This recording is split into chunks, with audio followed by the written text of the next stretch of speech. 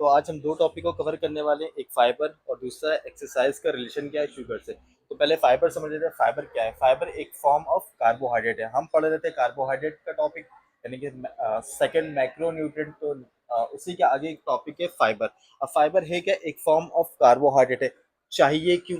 ठीक है, यहाँ तो यहाँ रिक्वायरमेंट हमने एक अप्रोक्स दिया हुआ है, 20 ग्राम डेली चाहिए। लेकिन चाहिए क्यों? क्योंकि हमारी डाइजेशन को ये अच्छा करता है, भूख को कंट्रोल करता है और कोलेस्ट्रॉल को कम करता है या उसकी रिडक्शन करवाता है। अब चाहिए कितना है? यहाँ पे मैंने लिखा है अप्रोक्स 20 ग्राम, मगर ये क्या कर सकता है? वेरी कर सकता है पर्सन टू पर्सन।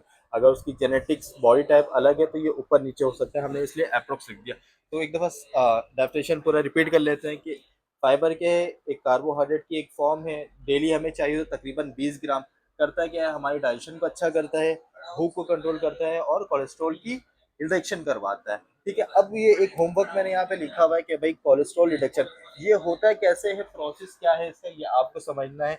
टॉपिक अच्छा है इसलिए मैंने पढ़ने होमवर्क के लिए दिया ताकि आप चीजें को समझे, कॉन्सेप्ट पीछे क्या लग रहा है वो समझे। अब हम बात ये अब हम बात इसी कर लेते हैं कि एक्सरसाइज का रिलेशन क्या है शुगर के साथ। कि जब कभी हम ज्यादा शुगर खा लें तो उससे क्या होगा? बिलफर्ज बाज लोग कहते हैं कि शुगर पे एनर्जी हम खा लेंगे, ज्यादा एनर्जी मिलेगी तो एक्सरसाइज अच्छे से कर पाएंगे, पर ऐसा नहीं है। अब हम समझने की कोशिश करते हैं क्यों ऐसा नहीं है। कि eating too much sugar before exercise, कि अगर कोई शख्स या कोई बंदा क्या करे भाई, बहुत ज्यादा शुगर खा रहा है, एक्सरसाइज से पहले क्या कर सकता है? उसको फतिग में ला सकता है। शुगर का ज्यादा कंज्यूम करना उसको क्या लग सकता है? उसको उसके लिए उसका थकन बढ़ा सकता है। शुगर ज्यादा कंज्यूम करने की वजह से क्या हो सकता है? उसको चक्कर आ सकता है। अब होगा क्यों? क्योंकि इंसुलिन बढ़ेगा और उसके वजह से होगा क्या? Fat reduce fat मेटाबोलाइजेशन। अब इसको हम समझने की कोशिश करते हैं। जब भी हम शुगर ज्यादा कंज्यूम करते हैं कार्बोहाइड्रेट के फॉर्म पे या डायरेक्ट अगर शुगर ले, तो उससे होता क्या? हमारा फैट मेटाबॉलिज्म रिडक्शन की तरफ चले जाता है। जाहिर सी बात है, अगर फैट मेटाबोलाइज नहीं होगा तो हमें एनर्जी नहीं मिलेगी। तो होगा, उससे होगा क्या? अब जाहिर सी बात है, अगर कमी आ गई है फैट के जलने में तो उसकी वजह से हमें एनर्जी नहीं मिलेगी। तो एनर्जी ना मिलने की वजह से क्या होगा? हमें थकन हो सकती है और हमें चक्कर आ सकता है। हो रहा क्यों है?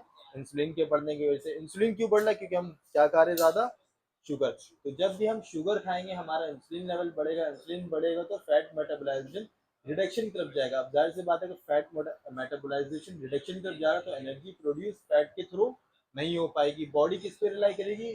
ग्लूकोज और ग्लाइकोजन पे। एक मैंने यहाँ रिलेशन लिखा है जिसमें ये कह रहा है कि जब कभी पहले हम इसको पढ़ रहे हैं।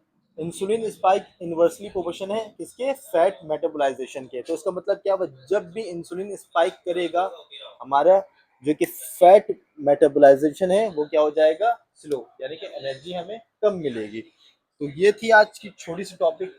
यस्टरडे की क्लास में हमने कहा था कि मैंने एक सवाल किया था कि अगर कोई शख्स दिन भर में 3 रोटी खाता है, सुबह एक, दिन में एक, रात में एक, अगर वो सुबह ही तीनों रोटी खा ले यानी कि अपनी पूरी दिन की खुराक को कंप्लीट कर ले, तो क्या वो दिन भर सरवाइव कर पाएगा या उसको दोबारा भूख लगेगी? तो ये एक क्वेश्चन था, वो इससे क्लियर हो जाता है। अगर किसी ने पढ़ा होगा, समझा होगा तो समझ आ गई होगी।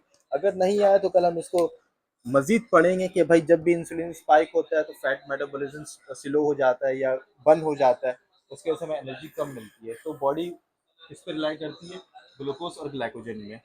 तो ये थी एक छोटी सी टॉपिक फाइबर और एक्सरसाइज, फाइबर के हवाले से, और एक्सरसाइज का शुगर के साथ क्या लिंक है। तो अगर इसमें कोई मसला है तो पूछो, उनकी तो क्लास ऑफ करते हैं।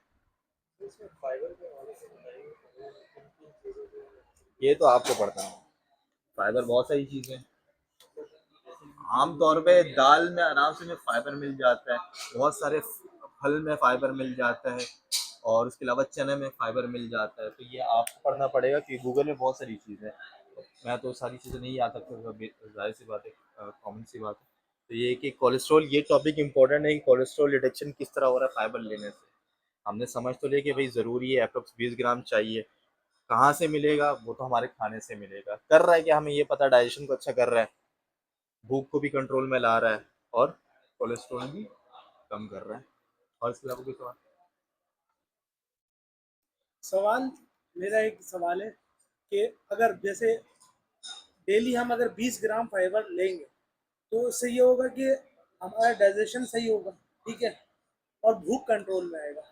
अगर और प्लस कोलेस्ट्रॉल भी नीचे आएगा, सही है, नॉर्मल नॉर्मल की तरफ जाएगा।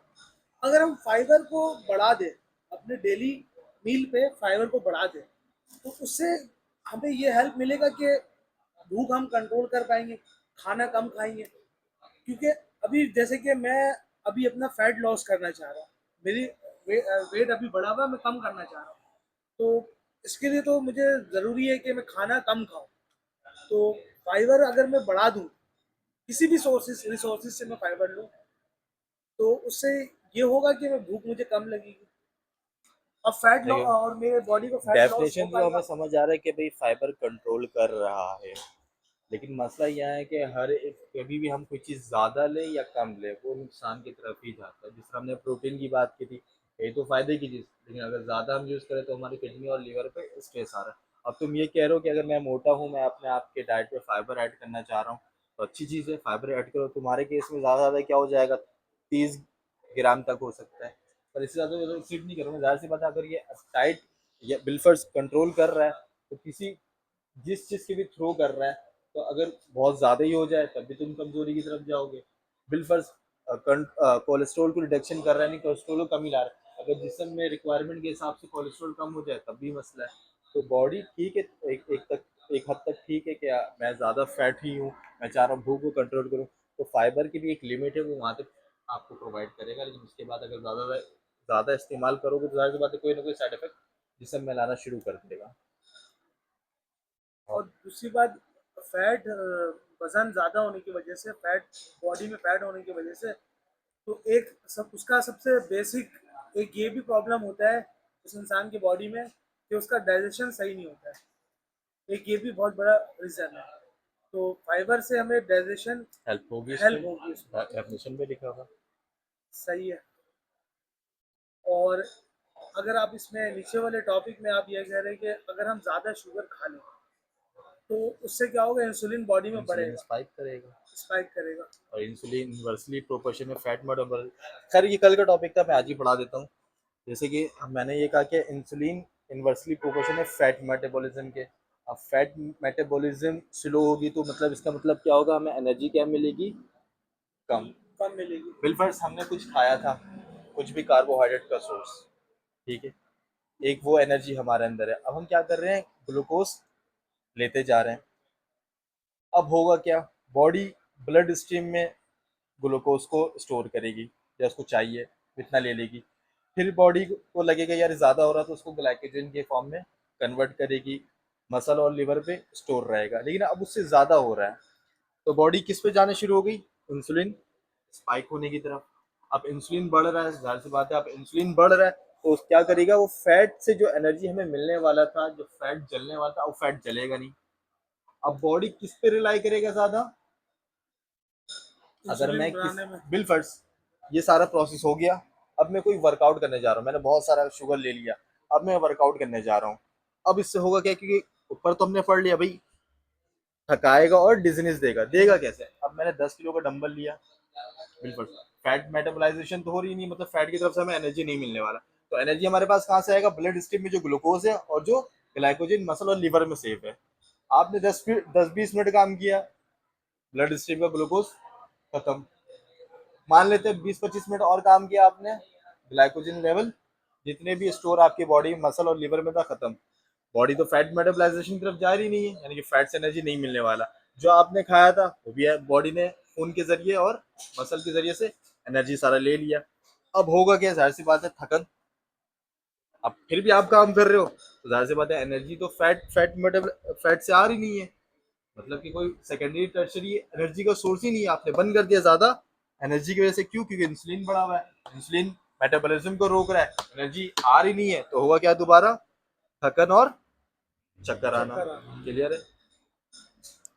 इसको हम कल रिलेशन समझेंगे तो वो ज़्यादा आसानी होगी। जैसे ये लिखा मैंने कि एक चीज़ बढ़ रहा है तो दूसरा कम हो रहा है, कल एक मैं जैसे कि लास्ट है, हालांकि ये कोई ऑथेंटिक नहीं है भाई, ये मेरा अपना बनाया हुआ है, ठीक है, लेकिन क्या हम सीखने में आसानी होगी कि अगर ये जहन में रहे कि भाई इंसुलिन स्पाइक इन्वर्सली प्रोपोर्शनल है फैट मेटाबॉलिज्म में, तो मतलब जब भी हमारा इंसुलिन बढ़ेगा हमें एनर्जी फैट से कम मिलेगी या बिल्कुल बंद हो जाएगा। ये समझने के लिए था। तो लो एनर्जी रहेगी, लो एनर्जी का मतलब बॉडी किस पे रिलाई करेगी, ग्लूकोज पे जो हमारे ब्लड में होगा, या फिर जो मसल और लीवर में सेव होगा वो कौन सा है, ग्लाइकोजन। जब तक बॉडी इसको यूज करना होगा करेगी, ये खत्म हुआ बॉडी इस पे चली जाएगी, या अगर बॉडी इसको ले रही है ये खत्म हो गया बॉडी इस पे चली गई। अब अगर ये दोनों खत्म हो जाए, फैट से तो एनर्जी नहीं मिल रही, बॉडी जाहिर सी बात है थकेगी, और जब थक गई है तो उसे चक्कर भी आएगा। क्लियर? क्लियर है, कुछ ठीक क्वेश्चन है, है कल पूछूंगा।